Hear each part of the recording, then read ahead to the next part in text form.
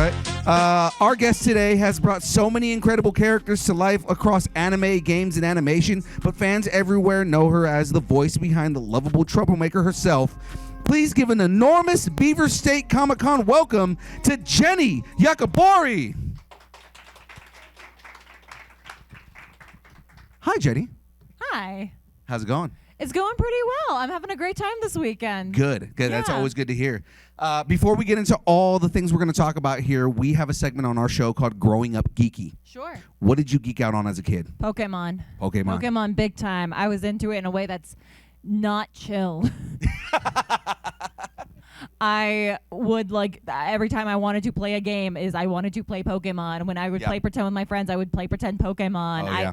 My family's home had this closet, and there was this little attached storage area where it was this little cubby hole that you could shove things behind, and I turned that into my Pokemon clubhouse, and I would just look for pictures of Pokemon in magazines and tape them up there. And I would just sort of sit there in this weird little crawl space surrounded by Pokemon. I'm like, this is good, this is how I play. Yeah. Were you a trainer or were you a Pokemon? Both. I wanted to be a trainer. Okay. Every year for Christmas, I would write to Santa and I would ask for a real life Pokemon. He didn't get them. I guess he didn't get the letter. He or something. apparently didn't give you any Pokeballs either to go look for some. No. But I would also just do the Pokemon cries constantly too. So my parents would just hear a laugh, char, char. Oh my God. Gotcha. Oh my God. Yeah. Dude, I've been practicing on that a lot. you sound just like her. I practice a lot. That is amazing. It's years of practice. Yeah. And so they would hear that constantly, and thank God that I voiced 3 Pokemon now, because now my parents' suffering was not for nothing. Well, now it's just kind of you can just throw it out there oh yeah, all that noise you didn't want me to make. Yeah, I make a living doing that now. That happened a lot actually, because my parents, my father's Japanese. He grew up in Tokyo, lived there till he was an adult, and then immigrated to America. And so he was very strict, very traditional Japanese father. And so he was okay with Pokemon because it was a Japanese cartoon. But my mom was very much oh, I want to protect her. She was a very worried woman from Wisconsin. And so she's I want to protect her from everything. And she can't watch violent TV shows. So my dad's it's fine. And then have you seen anime? Yeah. And so my dad would let me watch anime, and thank God, because now I work in anime. And I would have to sneak and hide to watch The Simpsons, and thank God I did, because now I'm on The Simpsons. Right. Yeah. Again, it works out that way, 100%. Out. Yeah. Right. I had something in my head a second ago. So you played the games, I'm assuming too, right? Oh, every single one. Every single one. Yeah. So in the beginning, were you blue or red? In the very beginning, my first one was actually Crystal. Okay. And so, because Crystal is the first one that you could ever play as a girl. Right, right. Because it was only red as the protagonist for red, blue, and then it was silver. For yellow. Silver, technically yellow is just both games. Too, but yeah. I mean, yeah. And then it was silver and gold, and you could only be a boy in that one. And then they introduced Crystal, and they're like, so we got something for the ladies. And so that was my first one. And then eventually I went back and I played blue, and then I was fire red when the remix came out. The remake, yeah. Yeah. But yeah, I love Pokemon so much. I love it in a way that's not. I was obsessive like that too. Yeah. So when I first started playing Pokemon, it was. I'm dating myself. I was old enough in 1996 to actually play the game on Game Boy. I would sneak my Game Boy to school and play it whenever I couldn't. If anybody else here has any experience with that, then you also need to get your back checked. And I do. Yeah. And I do. Right. And then I also played the trading card game. So we were always doing that. I have 2 binders full of original Pokemon cards somewhere in my mom's house, and she lost them. No. Yeah. And me and my sister have made a pact that if we ever find these binders, we're going to sell them and split down the middle. Sure. There are 3 holographic Charizards in there. That would do it. Yeah. Right, and they're first gen. Now the thing is the condition. I'm not sure we actually played the game. Got them graded at that point. Yeah. Because we actually were playing the game with them, so they're not going to be the greatest condition, but they may still be worth. It's a holographic Charizard. They're going to be worth some money. Something. I'd say maybe a cool 100 or 2. Yeah. And then I also have 3 holographic Machamps, but those were all over the place. Yeah. Everybody had those. My Pokemon cards were banned from my elementary school because we kind of treated it like an underground ring. We did it in a way that listen. I grew up in Vegas, and so everything was a little bit renegade. I'm from San Francisco, so I mean, I also had the same problem with Pogs before that. So. Oh yeah, absolutely, yeah.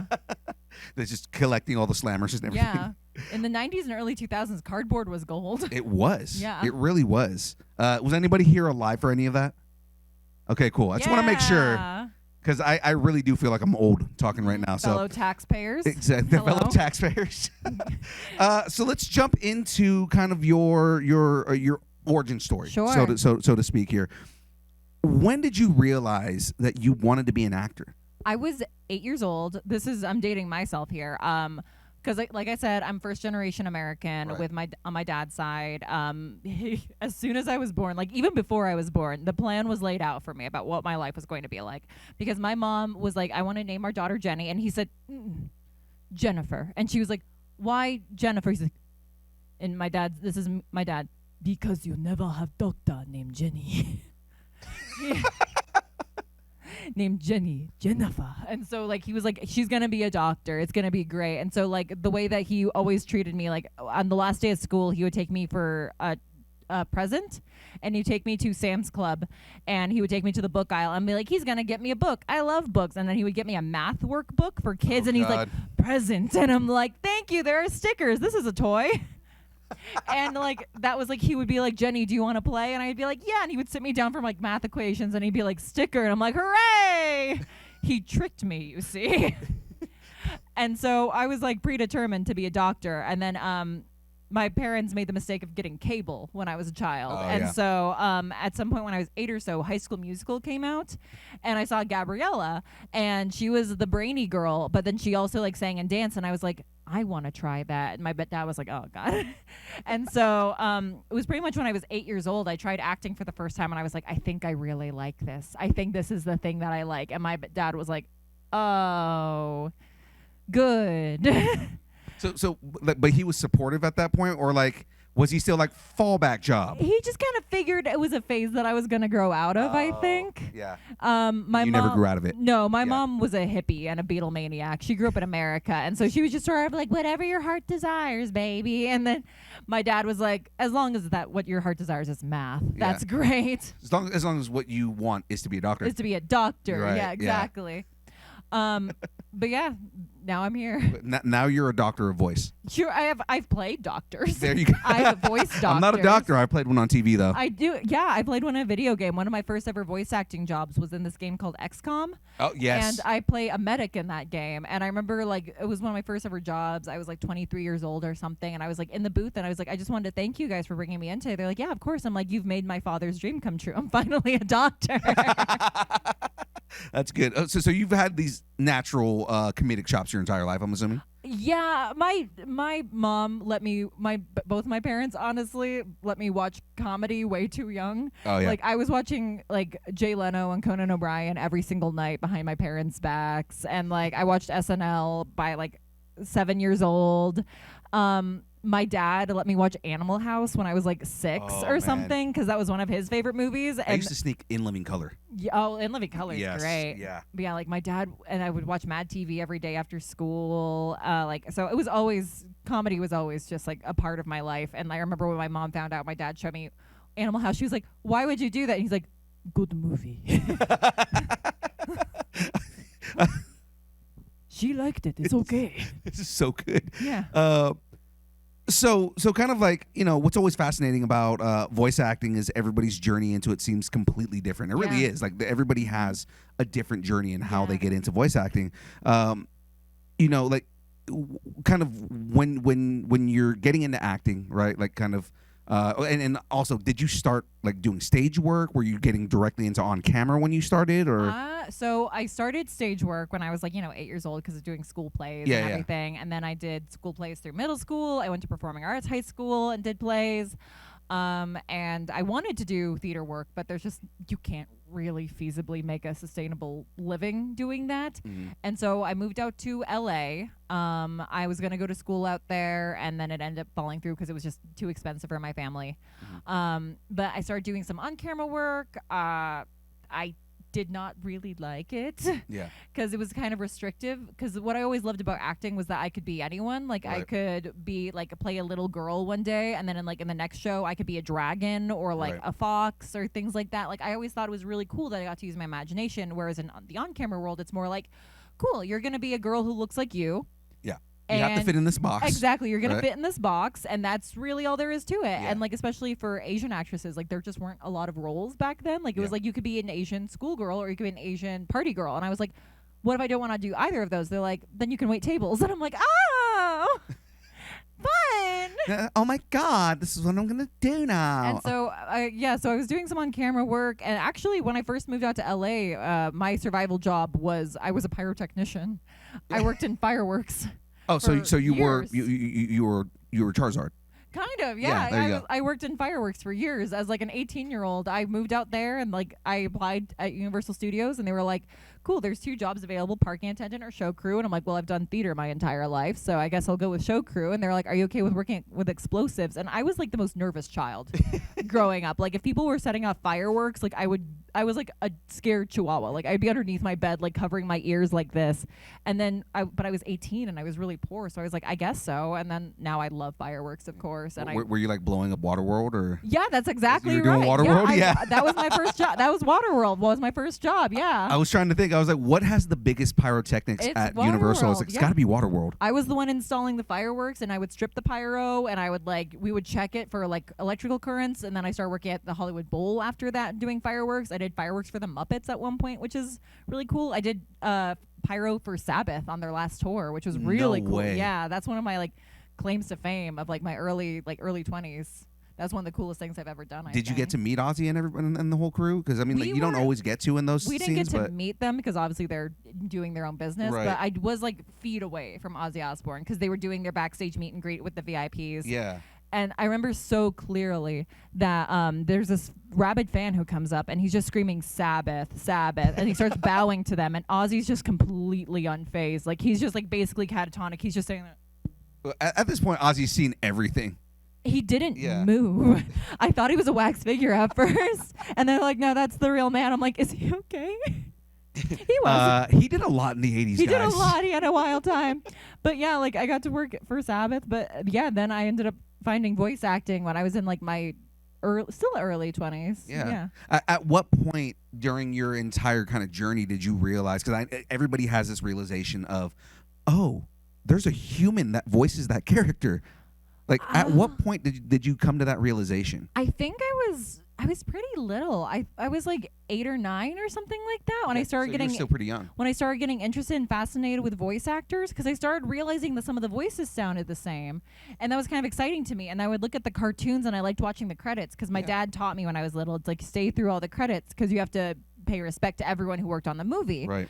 And so I just kept seeing the same names pop up, and I'm like, how come those are the same words, Mom? And she was like, those are the names of people. They must be in multiple shows. I'm like, that's cool. And so then I started always looking for Gray Delisle, who's like an icon. Gray's amazing. She's a I legend. love her. She's I love her to living death. legend. Yeah. And so I kept seeing her name everywhere, and I'm like, I think I like her. I think I'm a fan of her. Yeah. And then I credit Gray for ruining my taste in women. That's fair. Yeah. Mainly because Sam Azula? was one of my yeah, like early absolutely, crushes. Yeah. And it's like, oh, okay, she's the reason I like goth girls. Great. Yeah, but it was, so I started noticing that, and then when I started getting to anime in middle school, same thing. I started hearing the same voices over and over again. I'm like, oh, let me like figure out who these people are, and it was just like I was just like, wow, these people are amazing. What a cool thing. But still, somehow it didn't like occur to me till I was like in my 20s that I'm like, oh, this is like a job that I could do. Right, feasibly. and that's kind of where I was leading to. Was like at this point you're kind of like dabbling in acting, trying to like survive, but you're getting some acting gigs.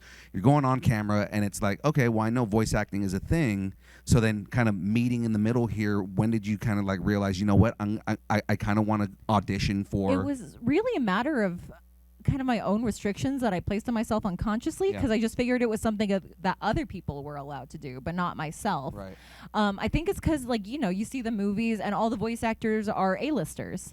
And so I guess I just kind of assumed that all the voice acting jobs, you had to be really famous first, and then you were allowed to voice act.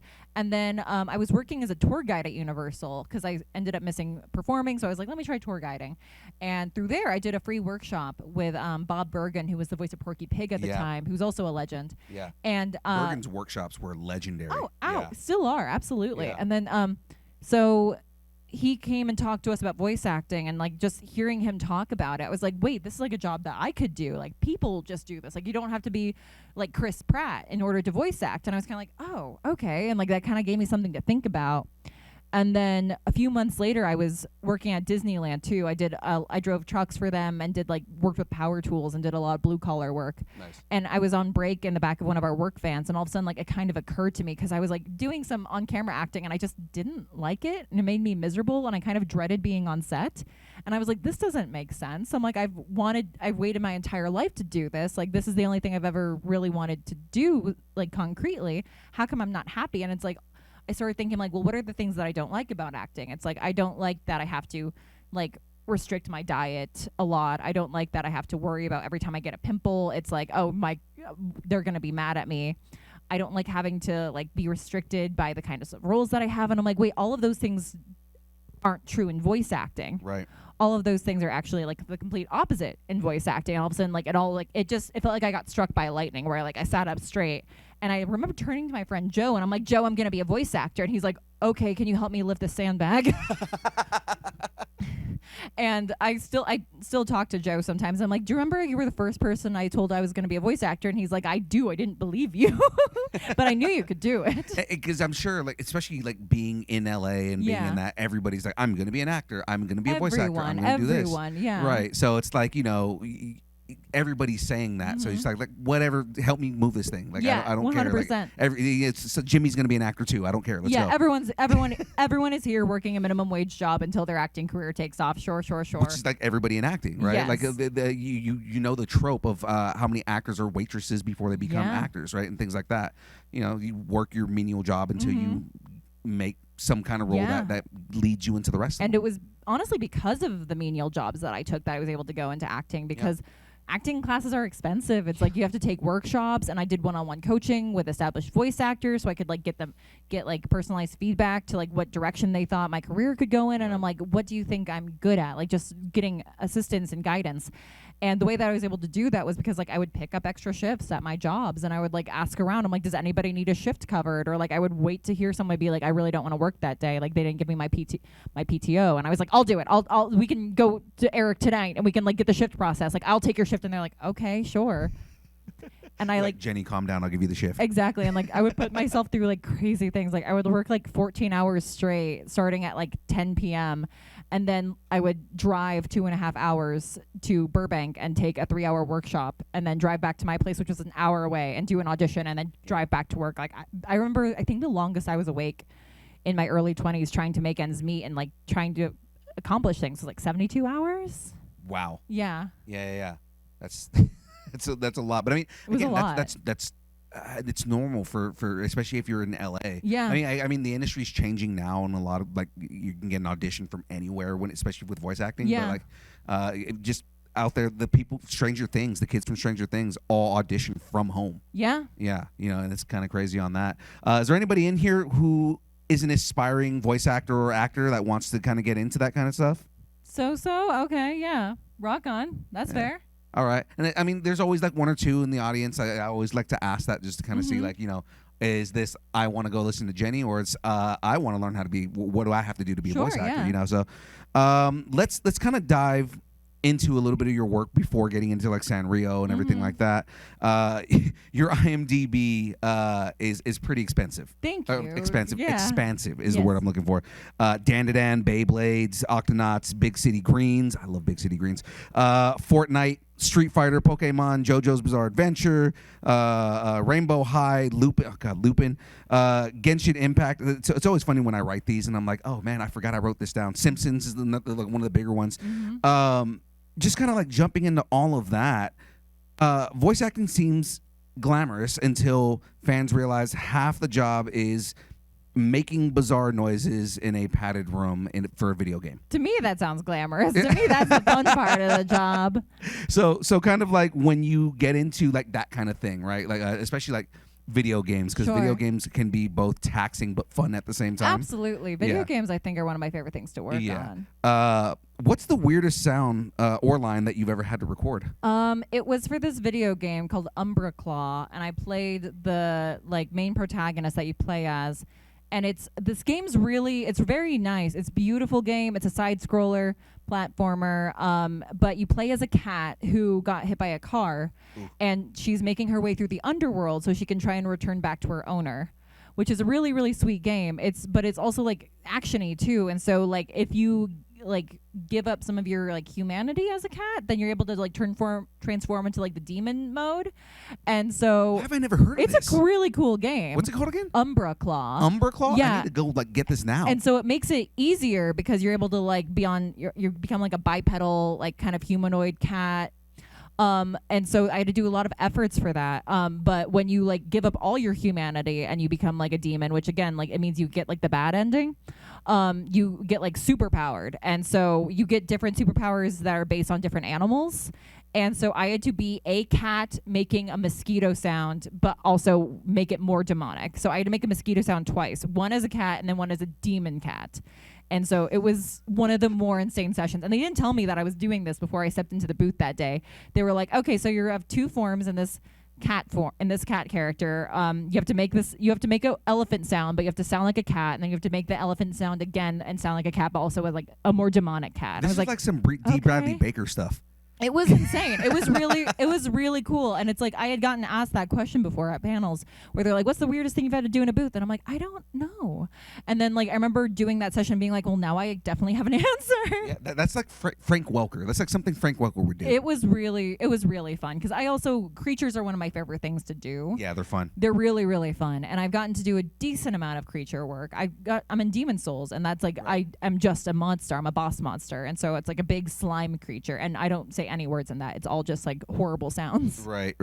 Which makes them even more horrific. Yes. And they're not just scary looking, they're scary sounding. Oh, yeah. Yeah, and like the more like sloppy and disgusting they sound, the scarier they sound. Yes. So it's like, it's the only thing scarier than that is the baby in Resident Evil. But I mean, like, sure, yeah. What's the most difficult thing about voice acting that fans probably have never think about? That they never think about. I mean, I would say, I think it's something that fans probably do think about. It's the rejection that you face every day. I think it's like we get into voice acting because we love these properties so much, and you're like, man, I would love to be in that. Yeah. But then it's the idea that, like, we have those same feelings. Voice actors, we fall in love with properties the same exact way. We'll like read a manga and we'll be like, I hope this gets an anime adaptation, and then it'll get announced, and then like we'll be like, I hope I get to read for it, and then we get to read for it, and all of a sudden it's like you're presented face to face with the microphone. You're like, okay, this is your dream. Like, go ahead and like do it. Like, now you have to go and like hope that you're good enough. And it's the like, it's all been building to this moment, and it feels like a lot of pressure, and like you've kind of built up this dream in your head.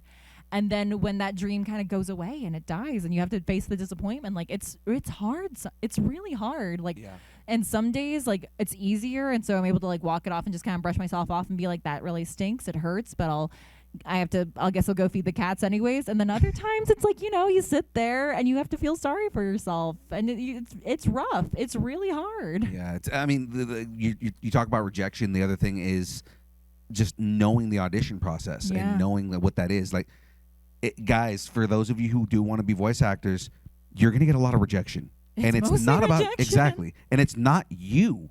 The problem is you don't fit that character. Yeah. Right? And a lot of times they're looking for a specific voice, or if you're doing on-camera work, you're going to get a lot more rejection than anything because you don't fit the costume. You don't look the part. She just talked about, like she couldn't get roles because of just ethnicity in general. Yeah. Now, luckily, a lot of that's changing, but it still fits that mold. Mm-hmm. And in voice acting, you're going to get rejection. I think 90% of being a voice actor is coming to terms with rejection. Oh yeah. Yeah. I get rejected, I would say. Like, luckily we don't get rejection emails, because I think that would be a lot harder if we did. Yeah, you just don't get callbacks. No, we just don't get callbacks. Yeah. Right. And so like most of the time we audition for things and we just never hear back. But I would say like on average, like I audition for maybe like 5 things a day, so I probably get rejected like probably 20 times a day because of everything that I read for constantly. Bless you. But yeah, it's a lot, and it's really a lot of compartmentalizing about being like, okay, this is a really cool project and I love it a lot and I'm going to give it my all and I'm going to put my heart and soul into this read, and then I have to walk away from it and I'm going to try and force myself to forget about it. But we all say the same thing, but then it never fails that once in a while we'll find one project that we really have our heart set on, and then we're like checking our email constantly and people are like, what are you doing on your phone? And you're like, I'm definitely not refreshing Gmail 40 times in an hour. It's fine. You check your text to your agent, you're like, are there any updates on this? And it's just it comes with the territory. Right. And some days it's easier than others. Yeah, no, absolutely. So I mean, I do want to get into Kuromi a little bit because I know everybody's like excited for that. Sure, yeah. But before I do that, is there anybody in the audience that has any questions that want to ask questions? We have a microphone over here for anybody that wants to ask any questions. Remember, this is all for you guys. So, yeah, absolutely. Any questions you want to ask Jenny, now's a perfect time for it. I also don't want to steal all the Kuromi questions from them if they have good ones. Fine. Yeah. Hi, Jenny. Hi. Thanks for the Umbra Cat. Oh, I never, that was not on my list. Umbra Claw's great, yeah. I instantly put it on. It's really good. I thought I knew about it, but like apparently that flew under the radar. It really did, yeah. Yeah, fantastic looking art too. Yeah. So I've noticed that you've also done a handful of characters in Delicious in Dungeon. I have, yes. Was there a particular recipe from that show that looked really good to you? Good question. Oh, I want to eat everything on that show. That's the problem, is that all the food looks so good. I mean, I definitely want to try. It's like the jewelry sorbet, like the living jewelry that they have, the bugs that kill people, but then they make it into like this beautiful, like fruity looking sorbet that they like use like the ghost to cool. It was like the Exorcist ice cream. Yeah, something like that. That looks really good. I think that's the one that really stuck with me. But like, I mean, I don't know. I mean, like the hot pot that they do in the very first episode looks delicious. I'm tempted to say the dragon steak, but at the same time, it's like another thing that I'm really geeky about is dragons. And so like ethically, it would feel bad to me to eat a dragon when I've been obsessed with them my entire life. It's also why they don't exist anymore. Yeah. But like, man. Yeah, I think those two at least to get a start, but like the cockatrice eggs also look really tasty. Like everything on that show looks delicious. And that show looks amazing. Yeah, like I know that for like a month or something they did a pop-up cafe based on Dungeon Meshi in Japan, and I was so jealous. All of the cast members were all like, we want to eat it so bad. They do a lot of interesting cafes in Japan. They do. We just never see them. Yeah. Oh, that was a great question. That was fun. That was really good. Thank you so much. All right, so yeah, let's dive into Sanrio a little bit. Sure. Okay. How and you may have been, but like how familiar with Sanrio were you before? Were you one of those I go to the mall and go to Sanrio stores kids? Or yeah, I was. I mean, again, I'm Japanese, and so that was like one of the few things when I was growing up, at least, that like we had here in America. So my dad made sure to expose me to like Studio Ghibli. He was excited about me liking Pokemon. He was very encouraging of that. Special interest. And then Hello Kitty, very Japanese, and so he would show me every single time we saw Hello Kitty. He'd be like, she's Japanese like you. And lore-wise, she's not. Apparently she's British. She's British. But she was from Japan, and so he's like, she's like you. And so I'd be like, she's like me. And so I did really like Hello Kitty growing up. My dad would get me like, I think he got me at least 3 Hello Kitty plushes when I was a kid. I loved going to the Sanrio store for back to school shopping because they had the cutest like pens, and they had these like I have this really vivid memory of that they had these like putty erasers. They didn't erase anything. They were not effective, but they were so much fun to play with, and they smelled really good. Those were also banned from my elementary school because we were not cool about them. Everything Sanrio smelled like strawberries, and it was perfect. It was so good. But I loved the Sanrio characters growing up. I was very familiar. Yeah, it's a big deal. We were talking about this before the panel started. I was talking with a couple of people in the audience. Sanrio, in at least here in the U.S. in the 80s and the 90s, we didn't get the cartoon here. No, the cartoon was in Canada. Yes, but we didn't have it here. Yes. Did you get a chance to watch it? When I was in high school, it was the Hello Kitty Dream Theater or something like that. Tara Strong voiced Hello Kitty in it. because she was like 14 or something when she got that job. That was one of her first voice acting jobs. Right. I watched a few episodes when I was like in high school, and I was like, this is really, really cute. But yeah, we didn't really get it, I don't think. I thought it was weird that we have this massive phenomenon in the U.S. The stores are everywhere. Every young girl had Hello Kitty everything. But we didn't have the cartoon. Yeah, we just liked it because we thought it was cute. Right. But I always thought that was strange too. I think it was just a matter of like executives in the 80s and 90s didn't really understand it and didn't try to, and they were just like, it's just some Japanese cartoon. Who cares? And then like all the little girls of the world were like, we do. We care a lot. Right. I think part of what like brought that along was like Sailor Moon. Yeah, absolutely. Right? Yeah, I mean, Cartoon Network really changed the game. They introduced entire generations to Sailor Moon and Dragon Ball Z, and then with like the introduction of Toonami, they introduced people to Naruto and like Devilman Crybaby or Devilman Crybaby. I think it's Devilman Crybaby, something like that. I'm not sure. Dead Man Wonderland is I know Bleach came up on that too. Yeah, Bleach came up. Inuyasha, Naruto. Those were they were huge. They were like core memories, huh? Yeah. Yu Yu Hakusho, where like Toonami and like Cartoon Network, they really like Cowboy Bebop was they big. trailblazed. Where like they really like trailblazed, and they were like, no, people are hungry for this content, and they really like it, because up until then, like anime was something that you had to get from someone that you knew that had like a re-recorded VHS tape. When I was a kid in the early 90s, Sci-Fi would play anime at like 5 a.m. on Saturday. So I was introduced to anime through Guyver, the Guyver. Yeah. Before the movie came, well, I mean, the movie came out in '87, but before I saw the movie, I saw the anime, and it was super violent. But I mean, like I saw that, and then after that, Dragon Ball Z in '91, which was like the original run. Because I lived in San Francisco, we would go to Japantown and go to the manga shops, and that's where you could get everything, right? And it was just. Yeah, it was one of those things where if you know, you know. Yeah. Right now, it's everywhere. It's everywhere. Yeah, but it's just like it was coming from a generation where it was hard to find to like now we're in a generation where it's everywhere. Same here. I mean, like my generation, I think it was like, it was when it started kind of hitting the mainstream. Like I think Pokemon is really what kind of bust the doors. That also did it down for sure. One Piece at the 4Kids dubs really did a lot. Where it was like Tokyo Mew Mew. But like like. Pokemon, Digimon, like Yu-Gi-Oh, like those are the ones that were like people started taking notice, and like American like C-suite guys were like, oh, this is making a lot of money. People really like this, and people were like, yeah, they do, and so they started really pushing it more. Right. So Kuromi is one of those characters who somehow manages to be cute, rebellious, chaotic, dramatic, and lovable all at once. What was your reaction when you got that role? Like when you finally landed that role and you were told, okay, it's Kuromi, like kind of being somebody who already knew Sanrio and now you're landing a Sanrio character. It's weird. It's like I had kind of a sixth sense about her and Cinnamoroll.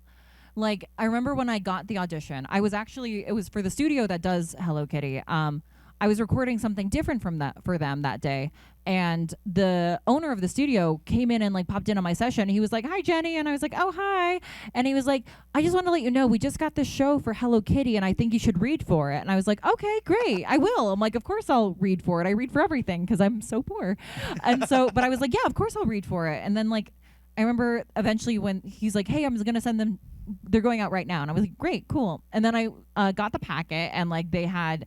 The characters were like Hello Kitty and My Melody, Botsmaru, Keroppi, and Kuromi. Yeah, you just named two of my favorite characters right there. Yeah, and so I remember like looking through the characters, and it was like this weird sixth sense that I had where I looked at Kuromi and I'm like, she's gonna be my character. Where it was like this weird. It's like I very rarely ever have this. Like I'm a very incredibly anxious person. I overthink everything, but it was like this weird sense of like self-assuredness and like absolute knowledge. I just looked at her and I'm like, she's my girl. And like I read for her and like I didn't do that many takes for her and I was like, yeah, no, she's my girl. And then like sure enough, like when I got cast for her and I got the email, like I was obviously like shocked and surprised and like really excited, but I was also like, no, this was always going to be how it was going to be. And I remember when I was reading for the characters too, I remember thinking to myself very clearly, if Cinnamoroll was here, I would get him too. And it was like there was no basis for this. It doesn't make any sense. Like, and I like have my entire life I've struggled with self-confidence and everything, but it was this weird just knowledge that I'm like, if Cinnamoroll was here, I would get cast as Cinnamoroll. And then like a year or so later, when they greenlit season 2 and they sent out auditions for Cinnamoroll, I saw him and I'm like, I've got this. And it was the weirdest feeling. And it's something I don't think I've ever experienced anything quite like it since, or even before then, but it was Kuromi and Cinnamoroll, those two characters, where it was just this sense of like, yeah, I've got them. These are my kids. It was like straight up like the Sixth Sense popping in. It was weird. Yeah, they were written for me. Bring me the characters. It was this weird thing. I'm like, no, we were meant to be. Like, it was so strange. Where it's like, I would love to say, I'm like, oh yeah, like every single one of my characters, I felt this immediate connection with them. And like, to some extent, that's true. But also, like, I feel that way about a lot of characters that I don't get cast as. But like, with Kuromi and Cinnamoroll, it was completely different. It was just like this calm knowledge where I'm like, yeah, I think these are my kids. Yeah. That's amazing. We're coming up on time. I completely just we got lost in the conversation. And I looked down and was like, oh my God, okay, I got to get to these wrap-up questions. Yeah. Let's do this. We're gonna do game time real quick before I get to these wrap-up questions, just because I feel like this would be really fun for you. Sure, yeah. Okay. So the game we're playing is Kuromi or Cinnamoroll. Sure. Okay. So which character is more likely to do what I'm gonna have to do here? Okay. I like this. Sure. Start a food fight at a convention. Kuromi. Okay. Sneak into a VIP area. Kuromi. Win a dance competition. Cinnamoroll. Accidentally become a social media influencer. Cinnamoroll. Hoard plushies. Hoard plushies? Yeah. I think Kuromi, honestly. And then who rage quits on Mario Kart? Kuromi. I don't know if Cinnamoroll's ever been mad. He's such a sweet little baby. There actually 2 of those things have happened on the show. He has one. Cinnamoroll is like confirmed to be a very good dancer, and he accidentally did one time go viral and become like an accidental social media influencer. Like those are 2 things that have actually happened on the show. I think that's why we wrote the questions that way. There we go. Perfect. Yeah. Yeah, because we got to give Cinnamoroll something. I know, because we know Kuromi's going to kind of like steal it all. She has a big personality. She Yeah. knows what she wants, and she really goes after it, which is one of the things I really admire about her. Exactly. So we're going to do some wrap-up questions here. Okay, cool. Number 1, I'm going to ask you the hardest question you've ever been asked in your life. Are you ready for this? Okay. Is it ready? Cinnamoroll or Kuromi? No. Okay, thank goodness. Okay, cool. No. I wouldn't do that to you. Okay. What is your favorite kind of taco? Oh. Especially in LA. I mean, it depends on what kind of mood I'm in, honestly. I mean, like sometimes, like if I'm by the beach, I want a fish taco or like a shrimp taco. But like if I'm going like old reliable, then carne asada probably. There you go. Which is like a pretty basic answer. And like if I feel like if I'm gonna actually like sit down and have a proper meal and like have some napkins nearby me, then I'm gonna go birria. Nice. But it's like it's a messy meal, so it's like you have to really kind of like make a commitment to yourself that you're going to be normal about it. Yeah. There actually is a correct answer to this. Al pastor. Al pastor is another one that I was going to name. The pineapple on it really just changes the game for me. As a sure. Hispanic, so for us, our litmus test at any restaurant we go to is al pastor. That makes a lot of sense. Yeah, if the al pastor is good, that means everything in that restaurant's going to be good. That makes a lot of sense. If it's terrible, then that means I'm probably not going to try anything else. Yeah, that's solid. Yeah. What advice would you give to anybody, like quick advice, trying to break into voice acting? Work really hard. That's such a nothing answer, but it's true. Makes it's like sense. I think a lot of people get into this line of work and they kind of just like expect it to be easy, where it's like you go into the booth and you make a funny voice, but it's like no, it's like it's a lot of work. Like it's a lot of grinding and facing rejection and like dusting yourself off and getting up again and like taking redirection and taking notes and like just showing up again and again and again. It's like I think one of the things, like, I forget who said this quote, but it's like luck is just showing up enough times or something like that. Or like opportunity is just preparation meets opportunity. Yeah. And that really is it. It's like you're never going to break in if you don't show up. And like that's what I would always say to myself when I would be working for 14 hours and I was tired and like sweaty and I didn't want to go to the like workshop that I paid money for. It's like, no, I have to keep showing up. Otherwise, I'll never make it. Right. And I think that's one of the hardest things. Yeah, absolutely. So now I am going to put Kuromi versus Cinnamoroll. And no. Who wins in a karaoke battle? In a karaoke battle? Well, I think the thing is that it's like, I don't know if they would be in the same genre. Because Cinnamoroll is such a soft, sweet boy that I think, like, they wouldn't really be able to go head to head, because Kuromi would definitely go for like a rock song, I assume. Full on metal. Like either like, or no, that's a Gretzko. It's 100% yeah, Gretzko is going to be, yeah. Kuromi, but she does like rock and roll. I think she would love an electric guitar. But like she also like loves a power pop kind of thing. Like she has they did the Kuromify the World song a few years ago. And Cinnamoroll, I think, would just go for something like very cutesy. And so I don't know if they could actually go head to head because I think it's like apples and oranges where it's like you can't really, there's no litmus test there. Yeah. No, it's good. That's a good answer. Yeah. All right. So what's next for you that fans should be excited about? Anything that's not under NDA that you can talk about? That I always have to remind everybody on that, like, hey, don't drop NDA stuff. That would require me to remember what I do in my day-to-day life. Like my boyfriend will sometimes be like, "What did you work on today, baby?" And I'm like, I don't know. And then I'll have to like open my phone and like look at my calendar. I'm like, oh, I worked on this today. And he's like, that's good. Are you okay? I'm like, probably not. Not since I was a child. It's fine. He's like, what did you work on today? This burrito. Yeah, I'm like, I'm working on myself, I guess. My mental health. Yeah. Let's see. What am I working on that's exciting right now? There's a game that I'm directing. Ooh. I cast it and I'm voice directing it. It's a game called Draculeshti. It's a visual novel. It's like very spooky and gothic. It's this amazing dev team out of Australia who I met at PAX years ago. And it's gorgeous. It's stunning. It's like a gothic romance. It's really, really cool. It's not Sanrio adjacent. So if you're a big fan of Sanrio, I don't know if this will be your bag. But it's really fantastic. And like the team's incredible. And we're making something really special. So I think, that's not under NDA. In fact, we did a whole Kickstarter for it, so it'd be wild if it was. Yeah, I know, right?